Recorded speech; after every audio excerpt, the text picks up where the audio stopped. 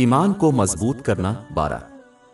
جامع ترمذی number 2389 میں موجود حدیث میں حضور نبی اکرم صلی اللہ علیہ وآلہ وسلم نے یہ نصیحت فرمائی کہ نیکی حسن اخلاق ہے اور گناہ ایک منفی اندرونی احساس پیدا کرتا ہے اور اس کے کرنے والے کو ناپسند ہوتا ہے کہ دوسروں کو اس کا پتہ چلے۔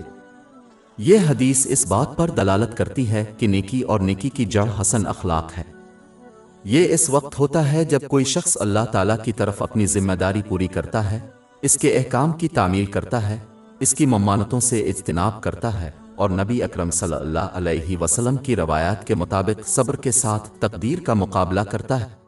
اور اس میں اسلام کی تعلیمات کے مطابق لوگوں کے حقوق کی ادائیگی بھی شامل ہے۔ یہ اس وقت پورا ہو سکتا ہے جب کوئی لوگوں کے ساتھ ویسا ہی سلوک کرے جیسا کہ وہ چاہتے ہیں کہ دوسرے ان کے ساتھ برتاؤ کرے۔ در حقیقت ایک شخص اس وقت تک سچا مومن نہیں بن سکتا جب تک کہ وہ دوسروں کے لیے وہی پسند نہ کرے جو وہ اپنے لیے پسند کرتا ہے۔ جامع ترمذی کی حدیث نمبر 2515 میں اس کی نصیحت کی گئی ہے۔ اللہ تعالیٰ اور لوگوں کے نزدیک حسن اخلاق کو اپنانا ضروری ہے، کیونکہ یہ قیامت کے ترازو میں سب سے بھاری چیز ہوگی اور اچھے اخلاق والے شخص کے لیے نماز اور روزے رکھنے والے کے برابر ثواب ملے گا۔ جامع ترمذی نمبر 2003 میں ایک حدیث میں اس کی تلقین کی گئی ہے۔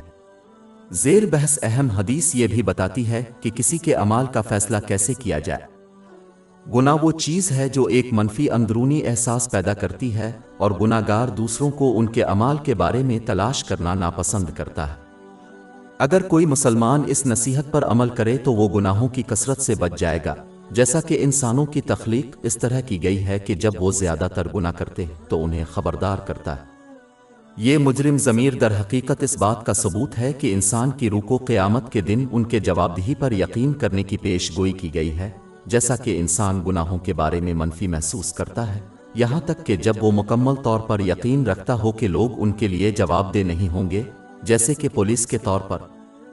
یہ نوٹ کرنا ضروری ہے کہ مسلمانوں کو اب بھی اسلامی علم حاصل کرنے اور اس پر عمل کرنے کی کوشش کرنی چاہیے، کیونکہ یہ اندرونی تنبیہ تمام گناہوں کے ساتھ نہیں ہوتی، اور اگر وہ اللہ تعالیٰ کی نافرمانی پر قائم رہے تو وہ اس تنبیتی نظام سے محروم ہو جائیں گے۔